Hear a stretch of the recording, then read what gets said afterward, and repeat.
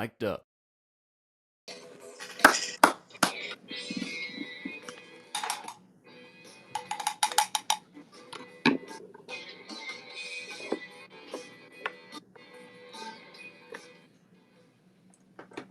Hello, folks. Nice to see you tonight. I'm here with Kramer Bobblehead and my friend Mike Miller. I'm your friend. You need better friends. Thank you for coming to Yankees Coast to Coast tonight. We're going to have a little change of pace. We're not going to talk as much about the Yankees as we normally do. We'll talk a little bit about the Hall of Fame inductions coming up, or the voting. And not that Kramer, don't get your hopes up. It's not the Fantasy Camp Hall of Fame. Yeah, so that's why I have Kramer here. Kramer is the at this point the odds-on favorite to get into the Hall of Fame this year at Yankees Fantasy Camp. No, he's not. Is Sturts going back to camp? I don't think Sturts. I heard a rumor. Sturts is not a guarantee. He's not 100%. If Sturts is not going back to camp, Kramer's got it. Is definitely going to be the favorite to go in. How's that one? Yeah. If Sturts is there, he is the longest of shots. How's that one? I'm hoping that you are right, because he's driving us all crazy. It's time. It's time for Kramer to go into the Hall of Fame. He's going to drive you crazy whether he's in the Hall of Fame or not. And based on the criteria that is used for Hall of Fame induction at Fantasy Camp, he absolutely deserves to be in. He has been bribing people for years. I mean, but he said he tried to bribe me, and I don't even have a vote. Well, he brought up for me. I'm not even. He tried to bribe me too. He gave me like 1,000, stamps. This isn't cash. Come on, it's got to be real. I don't know about you, but I got that bat, and I love that bat. I used that bat in games that he gave us. That was his first big bribe. We know that was a great that bat. It's a good bribe. It's a fantastic bat. He did not cheap out on that. It is a fantastic bat.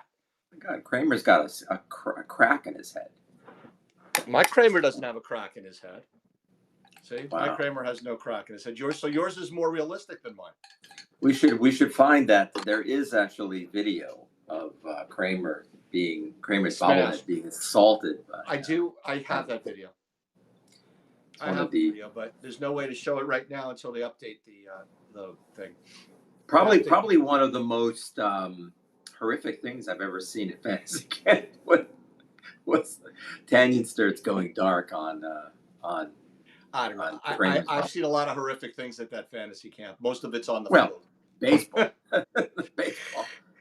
But we'll see what happens. I mean, Kramer will be definitely our remote reporter for Fantasy Camp. That's right. And hopefully by then we'll be able to have him interview some people, and then we'll just place them right in to the episodes during Fantasy Camp. That'll be great. And the Dodgers, the Brooklyn Codgers of Wayne. We had I didn't get to go, unfortunately. Did I win? You didn't win, but I won the best single play on the infield. The one that I made when you played. Remember, up the middle and then. That was a great play. Yeah, you called it magnificent. I'll never forget. You said that was a magnificent play. I said, "Wow, nobody ever uses a term like that." I didn't win Best Pitcher for my one game that I pitched. Nah, it didn't make it. You didn't get there. There was no pitching award. If I'm not going to win, there should be no pitching award. Your brother won the Silver Slugger Award for having. That tells you the talent of the league. The Silver Slugger, and then Murray won the funniest moment for getting hit in the balls. Throw back. When Murray's playing, is pitching, the one time Murray finally goes out during a scrimmage to pitch, and I'll never forget the play. I think it was who was it exactly? Did it? But Tommy throws the ball back. Murray's like talking to somebody about a mistaken call, and the ball hits him like from 60 feet 6, right in the testicles. Yeah, but how does it hit him? He's wearing a cup, since he tells everybody they have to wear a cup. Apparently, he had removed the cup for the moment, and he got hit square and went down like a sack of tomatoes. I've never seen anything like it. It was one of the fun, and it was a great moment So we had that moment, and then John, what's his name? John Oliveri had the funniest on the field moment for running to stealing second base, and his pants fell down around his waist, and he fell right on his face. So literally, the belt did not work. He had a malfunction of the belt. Ran the second Wait, as he's I running. think John. I think he just lost a lot of weight from week to week, and that's why his pants fell down. There I got to was a give the guy stress. credit. Stress of baseball. But that was our Hall of Fame moment. There was a lot of very funny things. Steve Caro won best set play in the outfield, and I think that rounded out. Oh, and best defender was our buddy Michael Sherman, who played beautiful shortstop all season long. He played good ball. Out of position, mind you, out of position. Yes, he may be listening. He's a joy to be around too. He is. He's a good guy all around. Yeah. Just a real positive. Actually, that team is a lot of fun to be around. When the two games I played, the one scrimmage and the one regular season game, they were fun to be around. You know, Murray doing the playing first base and doing the Hitler Heil. No, it was two hands up.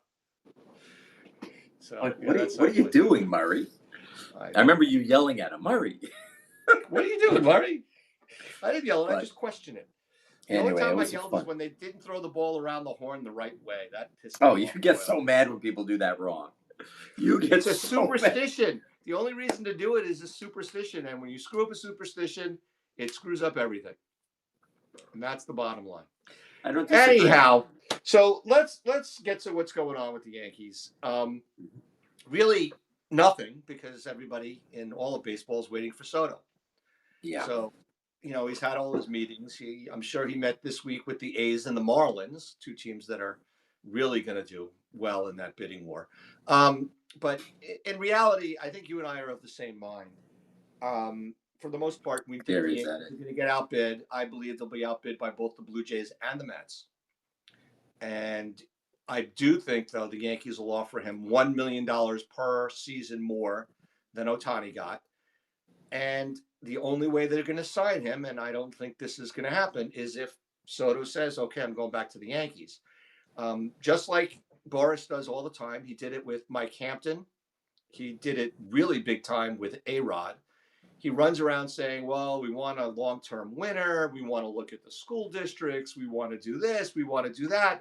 Ultimately, Hampton signed with the Rockies, and A-Rod went to the Rangers because that's where the biggest money was. So if Boris is truly making the decision and in charge, he's not going to be a Yankee because the Mets are going to outbid them, and the Blue Jays are. And I wouldn't go play in Toronto unless it's a ridiculous amount, because really you get whacked on the taxes beyond belief in Toronto. I mean, people complain about our tax rates. It's out of control up there. So I just don't think he's going to be back unless, if he's back, it's because he wants to be back. What do you think? And I think it's going to be a very bad and dark day in Yankee land when it happens, because I think that the idea of seeing him play there every year, every day for 15 years, he's going to be a Hall of Famer. I'd rather him be a Met than a Red Sox or a Blue Jay or an Oriole. Yeah, I mean, because he's not going to beat him up very often, so it'll be better than that. But I heard the Phillies are suddenly in, so they could do it. That would be nice. I don't know if he's met the Phillies yet, but that would be something. If they're going to do it, it would be nice to keep him away from New York. Wow. But listen, I know you don't think about it like I do on this. I don't like to see. Well, I don't live there anymore, so I can't. I don't do it. But I mean, the Mets payroll right now is down to $150 million with all the money that they had coming off Scherzer, Verlander, no Alonso, no Bader, a whole bunch of guys, Manaea. Well, the Mets are really a story of why it's good to do these short-term, huge contracts, because you lose a lot of money, but you might get something. You get something out of the player, and then they're gone. Not like the Yankees are still paying off. Hicks is the last one. Hicks and Rizzo are the only two left. I mean, it's just how many times. They're done with Donaldson, and then the question is what they'll do with. I don't know if they'll get all the way through the final 3-4 years of Stanton. Stanton certainly now is fine, but in another year or two, I mean, how much more? I mean, Well, LeMahieu is the other one that's a question. He's got what, 2 years left at 17? but is it, how much was it? 17 for LeMahieu, isn't it? 17? Yeah. I believe so. I have to So, look it up. I will look well, it I up. saw an interesting article about the Yankees on this one, and I have to admit, the Yankees have a really have, they got about 3 more tough years, but then in like 28, 27, 28, they're gonna see a tremendous drop. They're only gonna have Rodon, Cole, Judge, Cole, and Stanton's gone. They're gonna be down to those 3 core guys, and that'll be it. Well, So LeMahieu's 2 years left at 15 each, just so you know. yeah, so that's, but I'm wondering, they talk about how bad this is for them, but they really are going to be a little leaner and meaner in a couple of years. Well, if depends. I mean, you got Luis Heel is going to be around. Wells is going to be around. Volpe's going to be around. If Schmidt's around, you're talking about a whole bunch of guys that are going to be going out of arbitration at about that time. And if they keep performing, they're going to be $15 to $25 million a year players, right? That's true. So as much as those guys are dropping off, you've got new guys that are coming up, and that doesn't count anybody else that they bring in.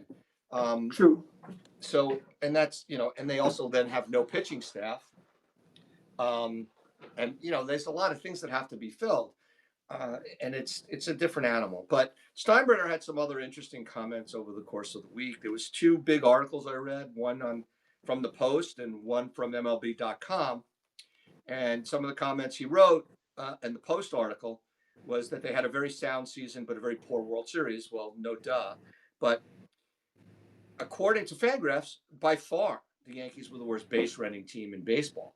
So when you start talking about the fundamentals of playing baseball, that's systemic. The Yankees have a bad base running team forever. We used to think it was Phil Nevin when he was coaching third base, and this guy when he's coaching third base, and Rojas this year coaching third base. But you know what? They're just bad base running team, and that's an organizational problem, and that has to be fixed. And then they also have most of the analytics that they talked about in these articles also said that the Yankees were an average defensive team, maybe slightly above average defensive team.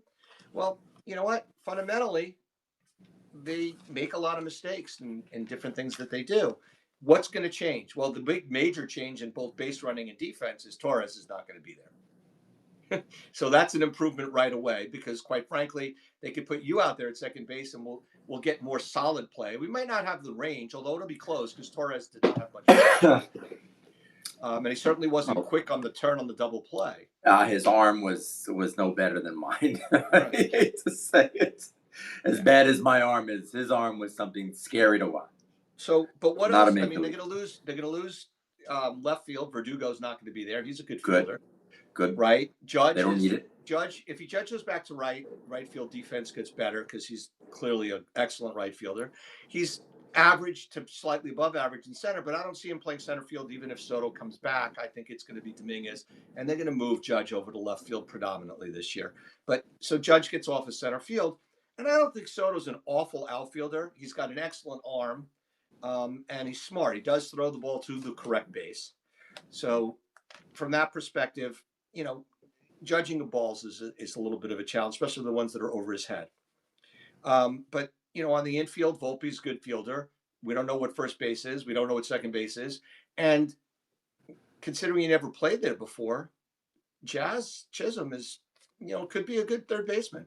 I'm not at all troubled by Jazz having a full spring training, a full off season, working on it.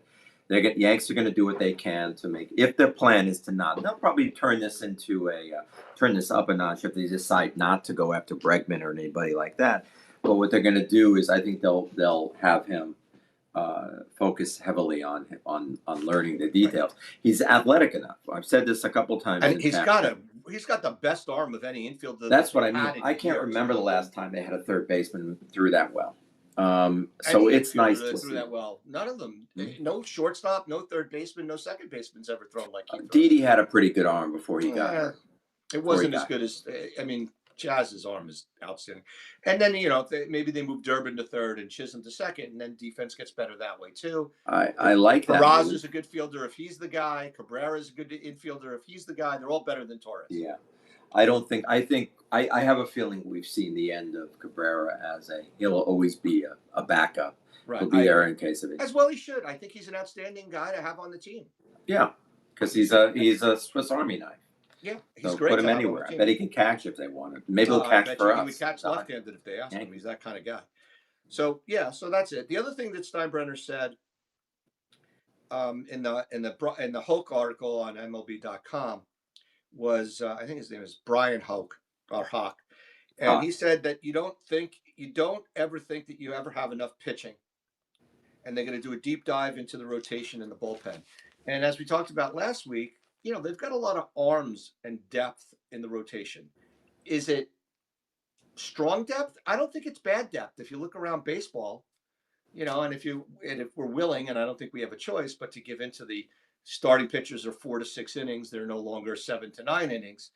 I think from a depth perspective, the Yankees don't have a bad rotation right now. They might even have excess because they just got the Rookie of the Year. Right. They have the reigning Cy Young Award until today, I guess. Is it today or tomorrow? No, yesterday they gave it to Skubal. Skubal, okay. And so Skubal won. Skubal was not a rookie this year? No. Skubal's been around for a couple of years. Really? I don't remember him being a rookie, but I guess he wasn't very good. He had potential. But this is the first. This was his breakout. Good before this season. He was good in 23, and he was very good in 24. Yeah. So that's, so from that perspective, from a pitching perspective, they do need to rebuild the bullpen. There's no ifs, ands, or buts. They don't have any arm. They literally don't have the arms out there. But they're good at that. They're good at that. He does it, and they're going to find him. The weakest he's ever been was in 24. Yeah. Right? That's the weakest bullpen they've had. So we'll see what happens there. Then the other two things that happened this week is, he said, Hal Steinbrenner said in the interviews that were going on at the owners' meetings, is that they don't have a set budget for payroll for 25. In the past, he said that the 24 payroll level is not sustainable, but he also said there is no set payroll number for 25. Well, he can't, if he said it wasn't, if he said something about that, he would be, they would blame his loss of Soto on that. Well, so he's doing that to save his ass. Of course, he's going to say that. I probably, but he also said this, and this was consistent with that as well to cover his butt. He says he told Cashman, just have your people bring every possibility out there to me. I want to see everything, and we're going to keep talking everything through. So he's saying the right things, which is smart. Listen. Look at the ownership of the various teams out there in New York these days. As a Jets fan, obviously, I'm a little biased to Woody Johnson being awful, but the Garden with the Dolans, he's finally out of the way, so that's turned itself around. And so there's some bad ownership there. And previous to Cohen, the Mets ownership was a load of crap as well. So the thing that concerned me, to caveat it, is he said he didn't know really where they stand with Soto, right? And there's really no way for him to know. So, it's not going to work. I think, like I said, Soto is what Soto is. He's going to do what he's going to do. The other two things that they can do while they're waiting on Soto that he spoke about was an extension for Boone that he's open to doing because he's a lame duck. What's your opinion on that one, Adam? I wonder. It's so ludicrous. Let him go. There are more talented people out there.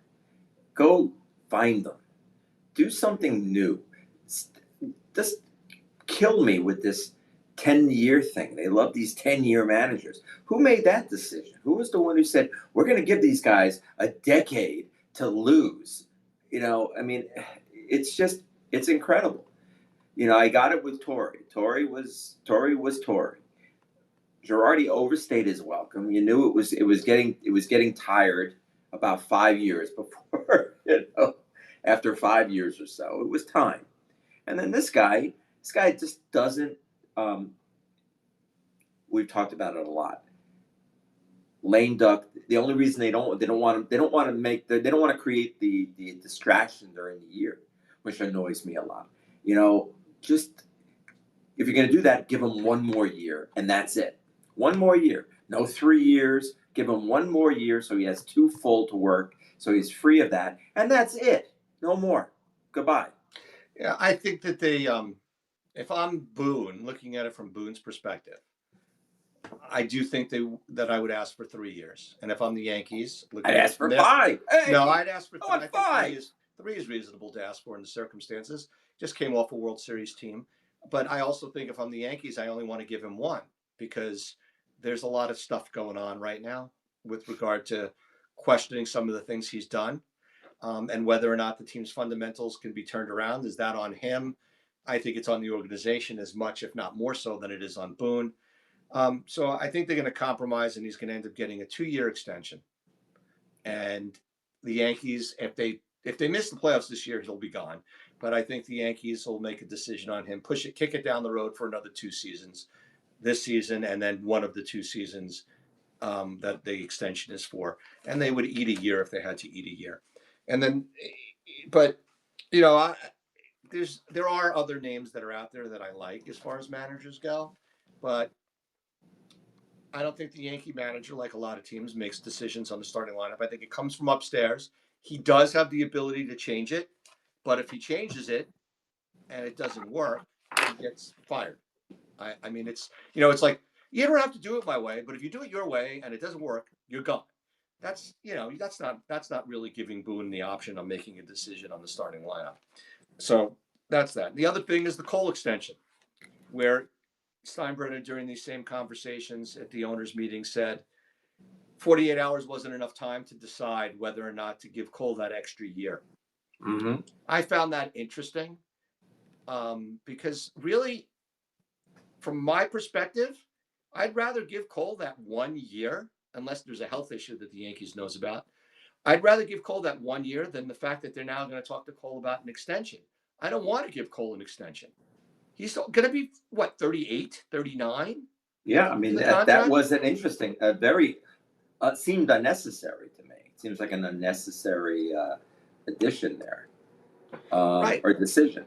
An extension for Garrett Cole beyond, so his current contract goes through year 2028, and he's 37 years old in Yeah, 2028, and I he's at $36 million. All right, you know, do I whatever. really want to give a 38-year-old guy an extension right now without knowing what's happening at years 36 and 37, which Why is would they do that? 27 He and just 28? came off an injury-plagued season where there were Exactly. problems. He doesn't have, and he didn't come back to what he was here. He was good. He was great at But he moments, wasn't, yeah. but he wasn't what he was last year. And that you got to think that something wasn't right. It wasn't 100%. So why talk about this now? Listen, Yeah, I they got a wouldn't lot give. of problems. I They mean, shouldn't be yeah. worried The about that. fact, I actually think the Yankees showed that they had some major league cojones by saying to Cole, "We're not giving you that 1 year. So if you want to be a free agent, go ahead." And then Cole said, "No, I'll stay." So I think the Yankees, they played like they said, they played a little chicken, and the Yankees won the game of chicken. And from my perspective, is if I was the Yankees, I wouldn't give them another year Mm. at all. I would say, let's see what happens after after 26, not even after 25. I'd wait till after 26, if not even after 27, but by then it's really probably too late. And I'd say after 26, let's see, especially if the Yankees know there's some injury issues going on. So, anything else with the Yankees you want to talk about? There's not much else going on. Frank, our dear friend Frankie the Yankee just sent me a text. If you keep that up, I'm gonna have nightmares. What, the Kramer stuff? I'm playing with Kramer's bobblehead. Somebody's got to play with Kramer because nobody else is. Do you like that? He does a lot of playing with himself, I hear. Well, that's where his hands are right now. Oh, I didn't think about it. Yeah, like he needs to have his hands that big.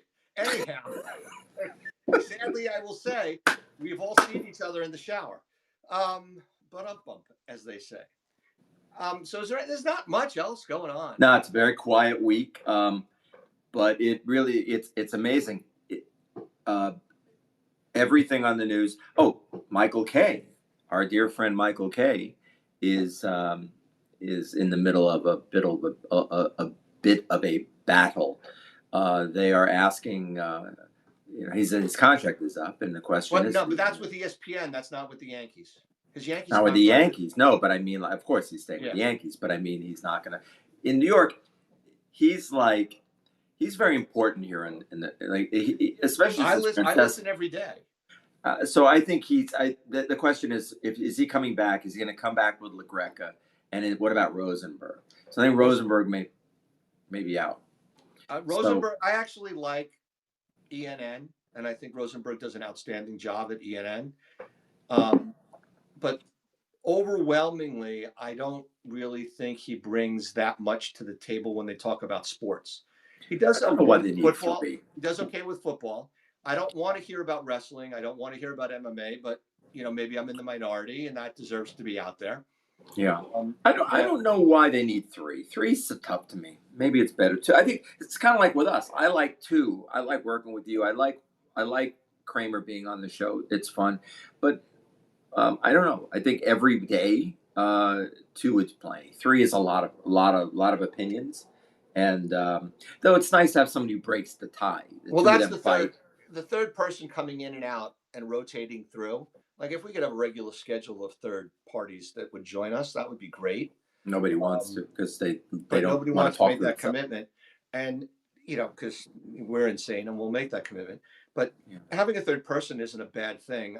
But having three people on a regular basis, I think it's harder to get into the groove. Not that we're Yeah, ever in a groove, just that's us, true. but it is what it is. Kramer, last week's show was freaking fantastic. I thought Kramer Mhm. was great.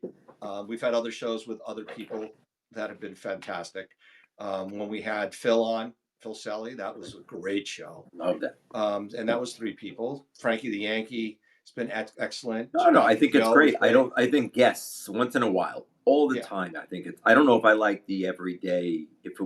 And I mean in a different capacity. Like when you're doing a daily show, having three guys all the time, it's a lot of yapping. I find that there's too much talk about, you know, Crap. favorite cannoli place down the block. Well, hey, You don't know, be knocking food discussions. You know what my girth looks like, although I'm trying to shrink it. I'm working on it, as they say. So anyhow, I mean, they're talking also about him taking an afternoon shift that's only going to be 3 hours a day. that might be interesting. Yeah, Um, I like LaGreca a lot. I like his temperament or his temper. I like both of those. I I love also when he like the gets fact he pissed. When he talks. gets pissed, it is Yeah, fun. you don't care that he talks hockey. I of course love that. And I think from a football perspective, the three of them do a good job on football. But Peter doesn't have any care about hockey. He doesn't have any care about baseball. Mm. So who knows? Anyhow, but Kay will do what Kay does. I'm sure he'll milk them for gazillions of dollars. I love when he starts talking about money and how much money. He's not in the same weight class as some of these other people. And then the last couple of weeks, he's been talking about the au pair that lives at his house to take care of his kids. I wish I could have had an au pair. I'm not saying that it's a bad thing to do. I'm just saying I don't want to hear somebody who has an au pair live in au pair in their house complaining about money. That's the only thing I don't like about it. Don't complain about money. Don't complain about, oh, I can't. That's too much money for me. Well, you got no pair in your house. But I wish I could have had an au pair. That's for sure. So, anyhow, the 25 Hall of Fame ballot came out. There's 14 players that are returning and 14 players that are new. Quite frankly, I'll run through all the names real quickly. We're not going to run through everything. So the returning players, Billy Wagner's on his last year of eligibility. He came close last year at 73.8. Andrew Jones, his 8th year. He finished second last year. Carlos Beltran, Alex Rodriguez, Manny Ramirez, Chase Utley, Omar Vizquel, Bobby Abreu, Jimmy Rollins, Andy Pettit, Mark Burley, Francisco Rodriguez, Torrey Hunter, and David Wright are the returnees. There's 14 new people on the ballot, and the 14 new people on the ballot, are you ready? Carlos Gonzalez, Curtis Granderson, King Felix Hernandez, Adam Jones, Ian Kinsler, Russell Martin, Brian McCann, Dustin Pedroia, Hanley Ramirez, Fernando Rodney, CC Sabathia, Ichiro, Troy Tulowitzki, and Ben Zobrist. If you go through these 28 players, and we went through this real quickly before, I could eliminate 23 of them as saying they should not be Hall of Famers, and I can eliminate 16 of them as saying they should never even have a vote. They shouldn't get a vote. So Ben Zobrist much? Ben Zobrist, he doesn't deserve, Troy I mean, Tulowitzki. Yeah, you want to give him a couple of votes, but really, he's never making the Hall of Fame. Fernando Rodney. Zobrist is a lifetime 266 hitter. I don't even want to talk about him. I don't want to spend the time. All right, don't want to do that. No, it's not worth it. Fernando Rodney had a very, very nice career. He had some outstanding seasons, but he's not a Hall of Famer. Hanley Ramirez looked like he might have been a Hall of Famer when he came into the league, but no, he's not a Hall of Famer. Dustin How about Pedroia, Manny Ramirez? Well, I'm not talking about Manny yet. I'm going through the new guys. Dustin Pedroia was on a Hall of Fame path, but injuries sidetracked him. Same with Tulowitzki. Could have been on a Hall of Fame path. Tulowitzki might have been a product of Colorado, but Dustin Pedroia was on a Hall of Fame path, but he's not a Hall of Famer. Brian McCann shouldn't get a vote. Can I ask you a question about Pedroia for a second? Yeah, go ahead. How many, do you remember what Don Mattingly's lifetime batting average was? Wasn't Don Mattingly's lifetime batting average like low 300s? All right, so on this, because these careers look very much alike. Played 1,500 games. He had a 299 lifetime batting average, only about 6,000 at bats. Are you talking about Pedroia or Mattingly? Pedroia and Mattingly have very similar careers, except Mattingly had more pop. Mattingly has the very similar stats to Kirby Puckett. Yeah. So if on the Mattingly standard, Pedroia was a bad player. I just didn't do it long enough. He's not a Hall of Famer. He's not a Hall of Famer. The other guys working my way up the list, Brian McCann, no. Russell Martin, excellent career, but not a Hall of Famer. Ian Kinsler, not a Hall of Famer. Adam Jones, very nice. He came over to play with the Orioles when he did, and he's great in the Baltimore area, but he's not a Hall of Famer. King Felix deserves to be considered. Curtis Granderson, very nice player, very smart baseball player, very smart man, very nice man he appears to be, but he's not a Hall of Famer. Carlos Gonzalez, not a Hall of Famer, right? So I eliminated the only guys that I would not eliminate right away off of this list are King Felix, CeCe, and Ichiro. That's right. I couldn't agree more. I'm right with you. Fine. Whatever, right? So that's 3 guys. And quite frankly, Ichiro's going to make it this for sure, first ballot. Here's the question. Yeah. Let's talk about that. Does he make it unanimously? I don't know. I don't care. How's that? What do you mean? That would be really cool. The whole idea of a person being unanimous or not being unanimous bothers me because what happens, the thing that bothers me is this, is okay, they get to vote for up to 10 guys, right? I don't think you should have to vote for 10 guys. If there's not 10 guys that are good enough to be in the Hall of Fame, don't vote for 10 guys. You don't have to fill out the entire ballot. It's not like you have to have X number of councilmen at your city council, so you got to vote for 6 guys, so 6 women, because that's what the city council size is. The Hall of Fame doesn't have a minimum requirement. If a person's a Hall of Famer, they're either a Hall of Famer when they get on the list, or they're not a Hall of Famer when they get on the list, unless you get on the list of the year when there's like 14 Hall of Famers and you got blocked because somebody was better than you. This is not the case with any of these guys. So I wouldn't don't take pictures of Kramer's ass. I wouldn't put any of these guys in the Hall of Fame. So I'm not worried about it. I wouldn't even vote for them. I don't like these guys who say, oh, I didn't vote for Omar Vizquel because I didn't want him to be a first ballot Hall of Famer. Did his stats change when you got to the second year that all of a sudden now he's a Hall of Famer? Give me a break. So, unanimous or not, you're either a Hall of Famer or you're not a Hall of Famer. So if you go through the other list, Billy Wagner is a borderline Hall of Famer. The fact that he's taken 10 years to get there, you know what? I'm not so sure Billy Wagner is a Hall of Famer. He was a good closer. He had some excellent. Oh, he's right there. He was at 73.8 last year. He was at 73%. Absolutely. And coming up from 68, which is nice to see. Listen, his ERA plus was 187. His lifetime WHIP was .998. It's outstanding. His strikeouts per 9 was 11.9. the trajectory of his last 5 years has been very impressive. He's gone Absolutely. 31 to 46 to 51 to all the way up to 68. He had that big jump in 23, really sealed the Right. deal. I And mean, they he's had going to another make one it land. this year. He'll make it this year. Yeah, he'll He will. make it this year. But This is his he year. makes, if he doesn't, he doesn't. I mean, he's borderline. Andrew Jones had an excellent career, right? I don't know that he's a Hall of Famer. I mean, he's one of the all-time best fielders, right? Yeah. He's one of the best all-time fielders. He had a long career. He played 17 years. He had a lifetime OPS of 823, which is 111 OPS. He had a good, decent on base percentage. He was a 254 hitter, but he also, struck out 1,700 times. Yeah, I mean, you know, 400 home roughly runs, 1,200 RBIs. roughly 25% of his at bats. He ended in a I'm surprised strikeout. he had That's a only lot. 150 stolen bases, 152 stolen bases. He's a good player. I don't know that he's a Hall of Famer, but at least there's a debate over him. There's other guys. Yeah. There's no, those other guys I rattled off. There's no debate. Carlos Beltran, right? Carlos Beltran had a very, very nice career.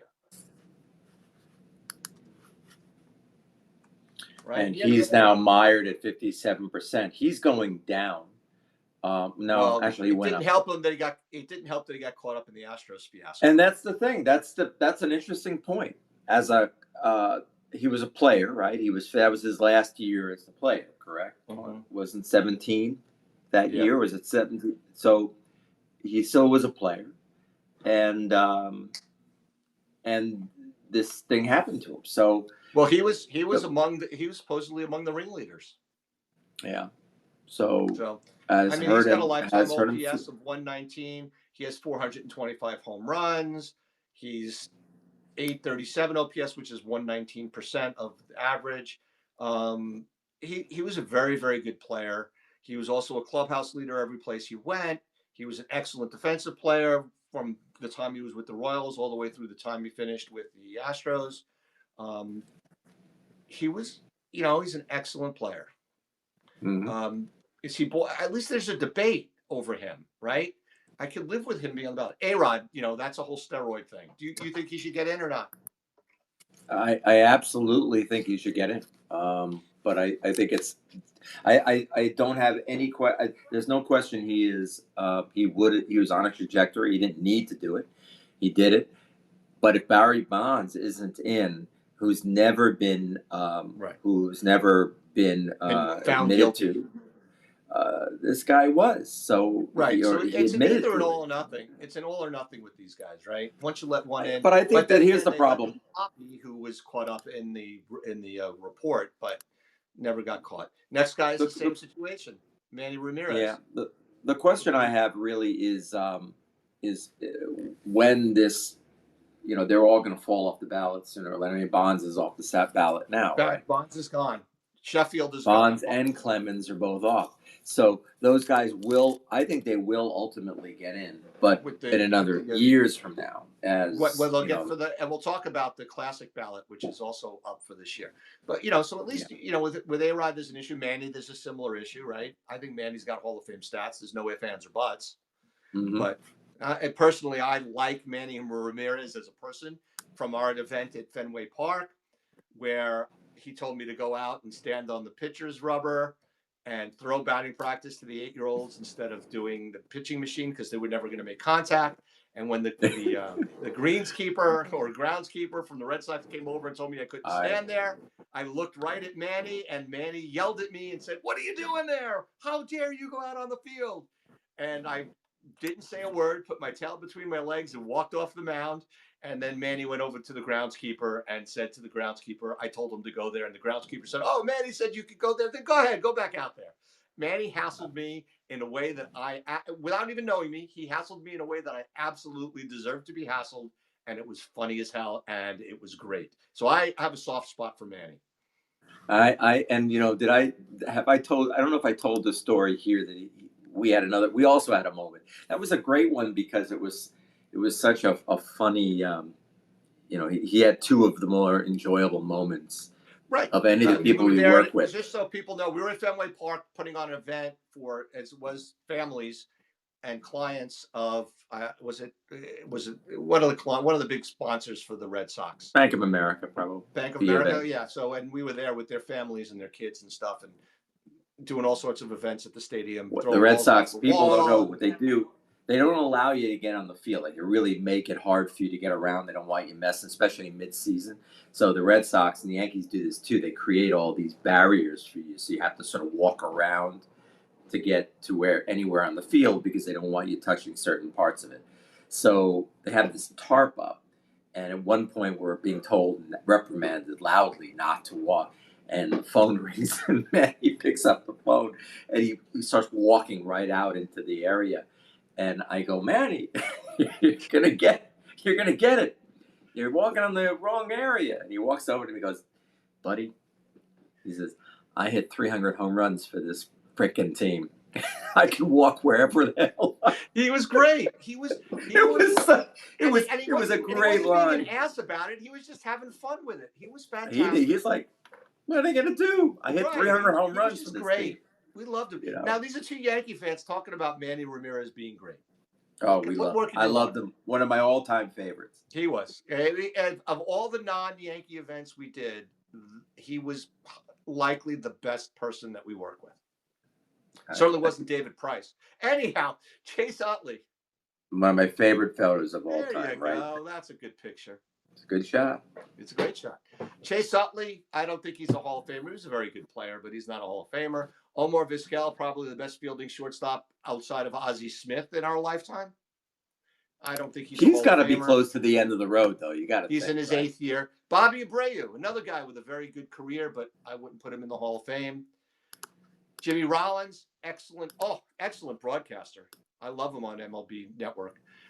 Jimmy Rollins, I don't think he's a Hall of Famer. Andy Pettitte, I don't think he's a Hall of Famer, and he's also caught in the steroids fiasco. Mark Burley, why is he getting 8% of the vote? Come on. K-Rod, he's in his third year. I'd get him out of there. I don't like him. Torrey Hunter, I actually have a great Torrey Hunter story. When I was hassling K-Rod, and I was telling K-Rod when he was pitching for the Angels that he can't carry Mariano Rivera's jockstrap, and that if he signed with the Mets, the New York fans were going to kill him. They would run him right out of town. And I was screaming from right behind the Angels dugout. And I said, ask Torrey Hunter. Joe Nathan is better than you are. And Torrey Hunter reached out of the dugout, stuck his head out, and goes like this to me. Perfect. Because he knew I was right. Torrey Hunter was hilarious. And then David Wright, also an excellent baseball player, but not a Hall of Famer. So again, we can eliminate, out of these 14 guys, there's only about 4 or 5 that are even debatable. 8 if you count the steroid guys. I mean, yeah. So it's ridiculous. Do you think David Wright, though, here's a question, do you think he moves up to ballot? He's only his second year. So he got 5% last year. Does he get a big boost up into the 30s? Last year. No, I think he might fall off the ballot. And you fall off if you hit what? If you don't less than 5%. All right. So he got altogether 6.2. So he could fall off this year. But he'll get a boost. I just don't like the idea that yesterday he wasn't a Hall of Famer and today he's a Hall of Famer. Well, I mean, that's a mindset. That's an interesting thing. I think people have to do what goes into the decision. The guys like Jack Curry. They don't want them to be first ballot Hall of Famers. Now the problem with that is way back when the Hall of Fame started, the criteria for getting in, there was a limit on number of people can get in. The criteria for getting in. I mean, you think about it. The Hall of Fame started when it started, and Babe Ruth, Ty Cobb, Lou Gehrig, Walter Johnson. I mean, they could have put in 25 guys on the first time that they did the ballots in the Hall of Fame, right? But there wasn't enough room to put them all in. So then they say, oh, this guy wasn't a first ballot Hall of Fame. Well, that's because Babe Ruth was on the ballot, and he's a better player. I mean, it goes back to what I said.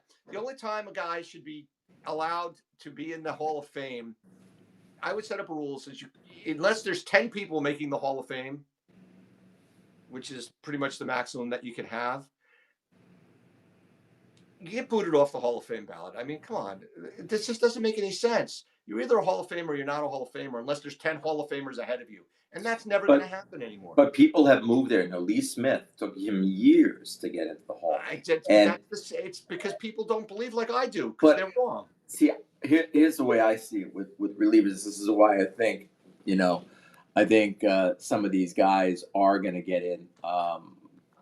I think that Wagner's in for sure this year I think Wagner's getting in. Not just because he's so close, but because I think that I'm saying that within 10 years the starting pitcher is going to be is going the way of the dodo. Right. At least the way we know them now, it'll be a 4-inning. The last couple of starting pitchers that are going to make the Hall of Fame are going to be Max Scherzer, Justin Verlander, maybe Garrett Cole, Clayton Kershaw. And that's it. And Aaron, maybe Zach Wheeler, maybe, I don't know, but there's only a few guys that are going to make the Hall of Fame. And that's why I think CC. Let's see. You want to talk about some of the other guys? CC's going to make the Hall of Fame. CC's going to make it. He's not going to make it this year, but he's going to make it soon. You think he's going to get it this year? As a first on his CC really? And Ichiro are both making it this year. See, I see. I think Ichiro is getting in, and I think it's going to be 99.9%. One idiot's not going to vote for him. Well, no, whatever. But I know you don't care. But I that interests me because I think what goes into the mind. I think he should have to explain himself. If it's a he or a she, they should. I think the person who didn't vote for Jeter should have to come out and explain themselves. Yeah, it was stupid. I mean, he's a Hall of Famer. If somebody gets that many votes and they don't get 100%, right. The person should I don't know if CC is going to get in on the first this time. I don't know. King Felix, I'm not 100%. What about King Felix? Again, same thing. I don't see it. I think these guys, and I think that I wonder if there's a bias against starters now. I wonder if it's just, I think what they're going to say about CC. Four getting in this year. All right, my feeling. Okay, let me just finish on CC. Okay, the reason why I think CC was pitched 20 years, an amazing career, very very strong early, and then for about the last 5 to 7 years was an average to above average pitcher. 3 WARs, not amazing, and I wonder if that's going to hold him up. It might give him a couple of. They'll say. He was amazing for the first 5, the first 9, okay for the last 9. And I wonder if that's going to hurt him. I think he's in. I just don't know if it'll be this year. If he's not, I won't be surprised. Well, then you look at King Felix, right? He played 15 years. He had 15 years. He stopped playing in 19, didn't play in 20, opted out for COVID and didn't come back, right? He's got 1, 2, 3, 4. Only 169 wins. Yeah, but he's got 7 All-Stars, a Cy Young. He was on the MVP ballot, top 25 5 times. He was a dominant less than pitcher. A strikeout per inning. He was a dominant pitcher. His ERA plus is 117. His lifetime ERA was, what was his lifetime ERA? 3. Well, no, that's his FIP. His WHIP was 1.02. No, 1.20. 1.20. Sorry, dyslexia is settling in for me. I think King Felix is going to make it as well. I think it's going to be 4 people getting in this year: Wagner, Ichiro, CC, and King Felix. I think that's it. So I'm not feeling it. You're not. You're thinking Ichiro and Wagner, and that's it. I'm not feeling it. I think I don't feel if CC doesn't get in this year, I don't think that I certainly don't think that that Hernandez is going to get in with 175 wins, 176 lifetime wins. Seems like a very light. Do you have his lifetime? Do you have his lifetime WAR up there at all? Oh, I have it. Never mind. His lifetime WAR for Felix, 49.9. You have CC's WAR up there? Hold on, I can get it. Bear with me, brother. Bear with me. Lifetime WAR is 61.8. I found it. Yeah, 61.8. But look at these years. Look at the last years. 0.4 WAR at age 38, 1.8, 2.8, 3.1, 1.1, 0.6, below average. I mean, really, after 11, he became just an okay pitcher. So really, for the Yankees, he was very good from '09, 10, and 11, when he won 19, 21, and 19. And then after 12, he was not the same guy. Now, everybody gets old. His ERAs, Well, he got hurt in 4.7, 14. 5.2, 4.7, 4.95. These are numbers that are a little surprisingly high. I'm making an argument. I would love him to get in. I just have a feeling it may take a year or two. A year. At least another year. We'll see. I mean, All that right. year in Milwaukee when he put his entire career on the line to carry them on his Unreal. back was Unbelievable. So, all right. So, last but not least, certainly is the what is it called? It's called the Classic Baseball Era. The Classic Baseball Era ballot, and this is what it's all about. You ready? The Classic Baseball Era. Who's eligible? Players with 10 or more years of major league seasons as managers and umpires with 10 or more major league seasons and retired for at least 5 years. Candidates who are 65 years and older are eligible 6 months following their retirement, and executives retired, blah, blah, blah. So all candidates must not be on baseball's ineligible list. Their select is a 16 man woman group that selects who's going to be on this Classic Era ballot, and they rotate through. Last year, this is whatever the situation was, is how Leland got in last year. So there's 7 players and 1 manager on the ballot: Dick Allen, Ken Boyer, John Donaldson, who's from the old Negro Leagues, Steve Garvey, Senate candidate loser, Vic Harris, also from the old Negro Leagues, Tommy John, Dave Parker, and Luis Tiant. Isn't it amazing that Tommy John actually, they named a surgery that he had? I'm not going to do it. Never mind. I'm going another direction. Go ahead. So if we look at these guys, obviously you and I don't know much about some of these older guys. Did you ever meet Louis Tiant? He was at camp one year. No, I did not meet Louis Tiant. I'd imagine. God bless him. Very funny. It was good to be with a wiener. So he won 20 games in 4 of his 19 big league seasons with the Indians, Twins, Red Sox, Yankees, Pirates, and Angels. He finished with 229 wins, a 3.3 ERA, 3 All-Star selections, 2 AL ERA titles, including a year where he had a 1.60 ERA, but that was 1968, the year that they decided to raise the mound after that season. And he led the league in shutouts 3 times. All right. I don't think he should make the Hall of Fame. Can I ask you, can you compare him to CeCe? Now, he pitched a lot. What, he pitched 25 years, you said? He pitched who, Tiant? No. Oh, you're talking about Tiant or Tommy John? I'm talking about Tiant right now. I'm sorry. My bad. I'm talking about Tiant. That was Tiant's stats. I mean, he was a very good pitcher, very good guy to have around, but I don't think he should make it. Dave Parker, I can't believe he's not in the Hall of Fame personally. And this, when we did the show when we first started, I said Dave Parker should be a Hall of Famer already. He was on 7 All-Star games, 3 Gold Gloves, 2 batting titles, an MVP, 39 home runs, 19 seasons, 290 career average. I don't know why he's not in the Hall of Fame. He was a dominant player when he played.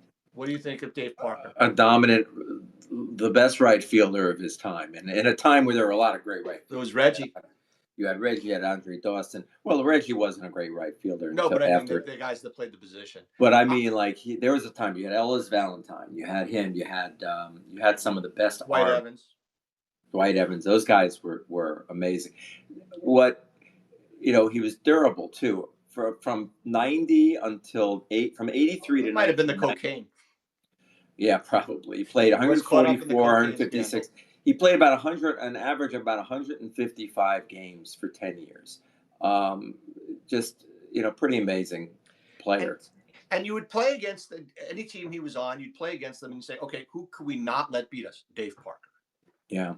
He didn't strike out that much, 101 strikeouts. What was his lifetime batting average? Lifetime, I hate this. They don't show it. 290. I found it. So my brother Todd chimed in on a text today. He said, "What about that throw in the All-Star game?" I'll never forget it. Amazing. Now we'll get to your boy Tommy John. Now I've only met Tommy John briefly at one camp, so I don't have that much of a bias. I know, speaking on behalf of Joe Ostie can't believe he's not in the Hall of Fame already. Tommy John pitched 26 years for the Indians, White Sox, Dodgers, Yankees, Angels, and then finished with the A's. He had a lifetime record of 288 and 231, a 3.34 ERA, 700 career starts, which is 8th all time. Amazing. 4,710 innings, which is 20th all time. 4 All-Star games, and 3 of them came after he had his elbow surgery. A 62 WAR player, 288 wins, lifetime ERA. I mean, his WAR is the same as CC's, and he played more seasons than CC. So that's what I was going to say. These two are very comparable, and they Messina? are also in the number of wins. There are a lot of similarities. So if one gets in, why doesn't this guy get in? Well, Tommy John did not get in the traditional fashion. Already. No, but I'm saying, why doesn't if CC gets in, why didn't this guy get in? Because I see a lot of similarity. So I will say this: I looked up Messina real quickly. Messina only played 18 years compared to those two guys, and his WAR was 82.8. Of course, it helps that he won 20 games his last season in baseball. Mm-hmm. But Messina's lifetime record was 270 and 153, which is better than Tommy John's. Do you think the fact that Messina wasn't the most loved guy, the media, do you think that impacted him? Messina got in though. Yeah, but I think do you think it was hard for them? I wondered. No, I think it was hard. It's harder for them for a guy that we're going to talk about in a couple of minutes. Tommy John, he can get in with these guys. The baseball writers didn't have anything against Tommy John, although he does have some. No, but baseball seems to. But baseball does now. The question is, right? Are the players? Is the media tied into baseball? Because baseball, he did sue baseball for some of the injuries that were occurred. He felt that he was that they didn't give them the best care. Yeah, I heard him on the Michael Kay show, and he was funny. And he said, "Hey, just because I voted for Donald Trump, that's why they keep me out of the Hall of Fame,"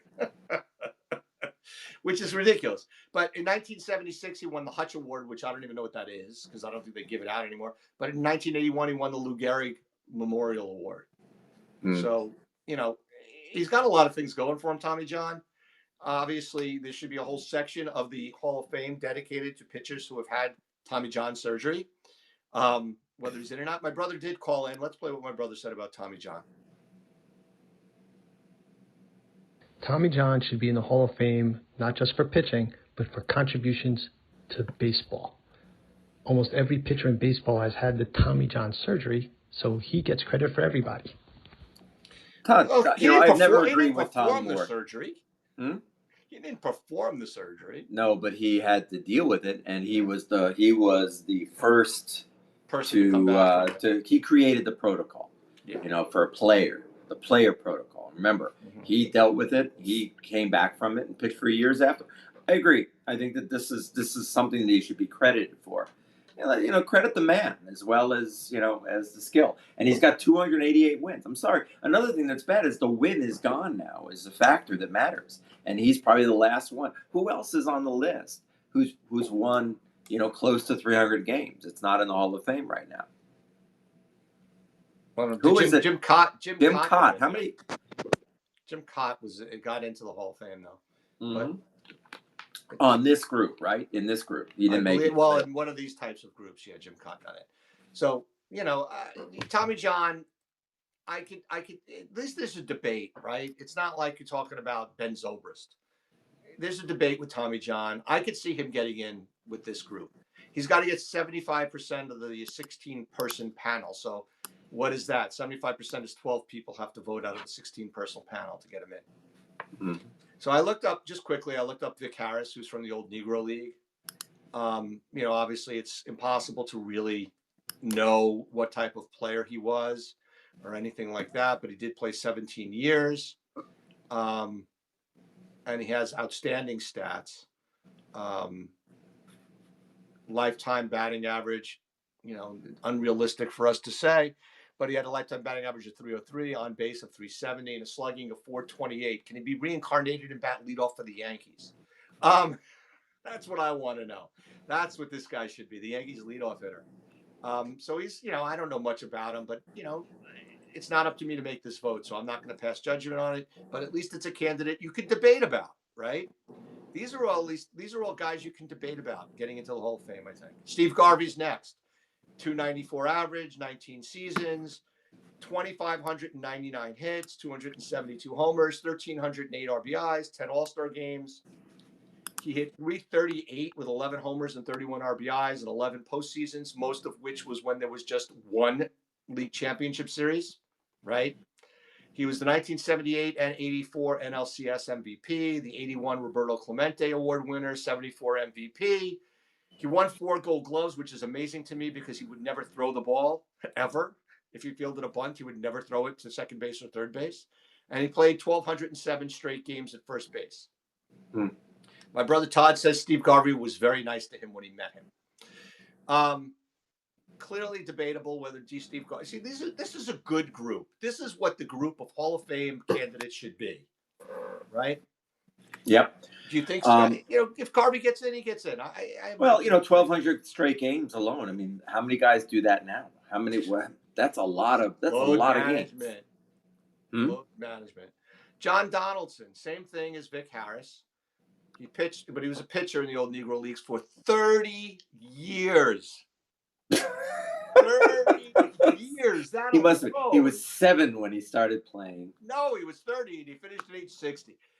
John Donaldson pitched for 30 years, and he was one of the best pitchers. He also played the outfield and managed teams. Probably while he was pitching. And this is another reason that this guy should be in. Without any other reason. He is one of the guys that helped establish the barnstorming business model that allowed the black teams to travel around the country and play for decades. I have news for you. That is service to the game right there. This guy should get in. Yeah, I could see it. Yeah. Ken Boyer, 15 years as a third baseman, defensive whiz, right? Played for the Cardinals, the Mets, the White Sox, and Dodgers, 11 All-Star games. He won the 1964 MVP for the Cardinals.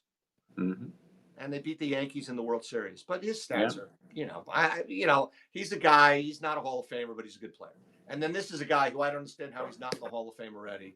Again, back to our conversation a year ago, Dick Allen. Talk about a guy the press hated, right?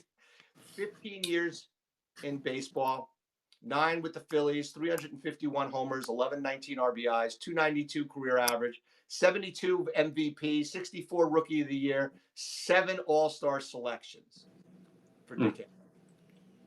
He should get in. Of all the guys on this list, he's the guy that I think needs to get in. I mean, so he hit altogether. So you're saying he hit 351 home runs. Yep. He averaged 33 home runs a year, 104. I remember when when I was a kid, the Yankees would have players coming, guys, players to watch. They'd have like the scorecard would have games that were coming up, and they'd have like the stars coming to visit, and it was always Dick Allen. Yeah. He was always one. It was Willie Horton, Dick Allen, Harmon Killebrew. And I just remember that, and he scared the hell out of me. He also looks scary. He's got the glasses. It didn't hurt him that he was smoking like a chain smoker in the dugout. He smoked in the. I loved it, and he always had that. He always seemed to be wearing the. I think they even have it in this picture, don't they? I bet he's wearing his turtleneck thing. The turtleneck is fine, but there's another. You always see him with the jacket underneath. He's got the windbreaker underneath. The windbreaker underneath. Yeah, obviously trying to cut down weight. So listen, Dick Allen played 15 years, right? His OPS plus for his 15 years was 156. He had a lifetime OPS of 912. Guys don't have 912 OPS in a season. He had a 534 lifetime slugging, 378 on base, 292 on base percentage. The guy was a freaking monster.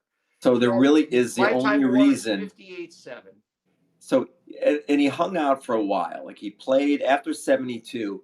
when he had one of his best seasons ever in his best season ever in 72.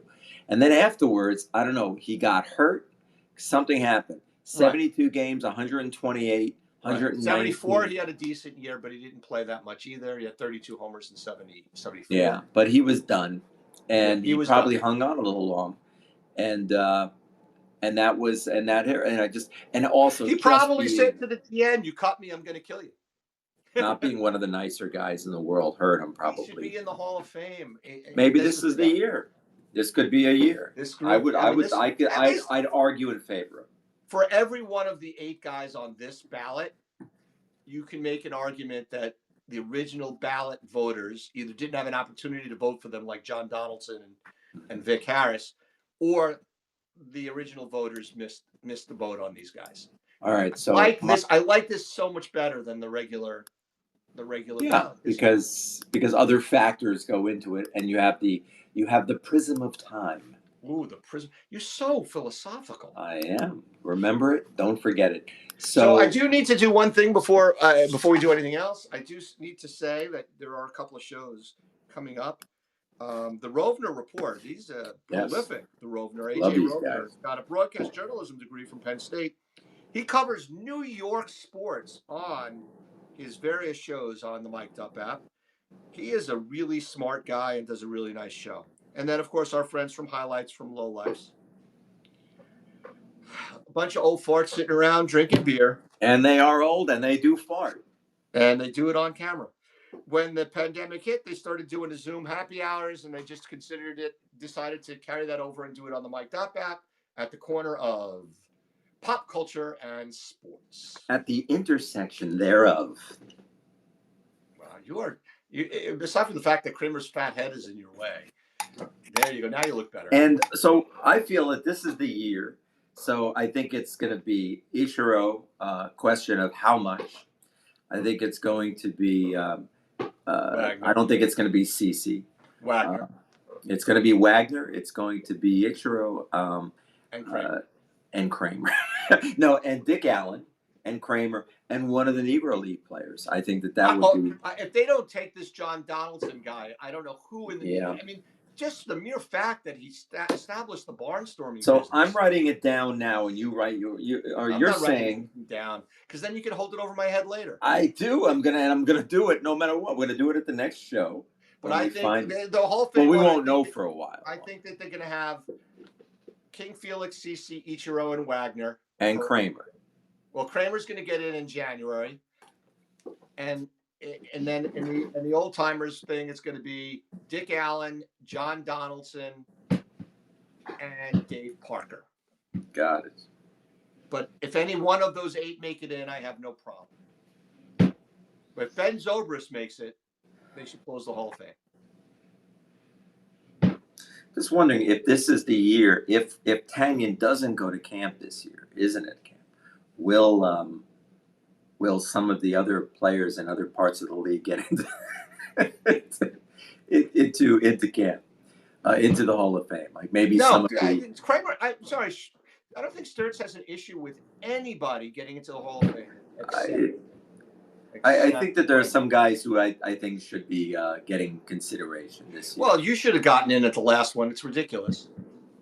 Aside, I'm not going this year. So aside from me, but the guys like I think Kramer is going to get in this year, but I could see it might be good. Somebody like Arnie should get into the Hall of Fame.